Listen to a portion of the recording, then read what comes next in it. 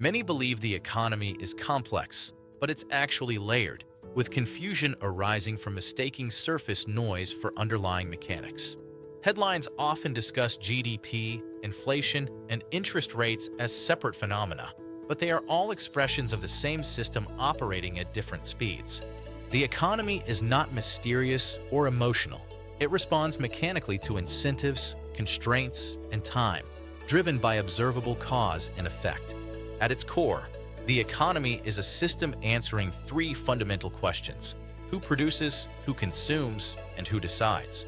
Every economy begins with people exchanging their time and skills for goods, services, and money, which is a claim on future labor and resources. When income is earned, it can be spent now, creating demand, or saved for later, deferring demand into the future. Businesses transform labor, capital, and resources into goods people will exchange money for, while governments tax, regulate, and redistribute within this system. Over long periods, economic growth stems solely from productivity, meaning producing more output with the same or fewer inputs. Productivity improvements come from education, technology, infrastructure, and organization, leading to rising incomes and living standards. Between 1947 and 1973, U.S. labor productivity grew by 2.8% annually, leading to consistent real wage increases and an expanding middle class. Credit allows the economy to grow faster than productivity in the short term by enabling spending of future income today, increasing current demand. While beneficial in moderation for investments and purchases, excessive credit creates imbalances by pulling demand forward.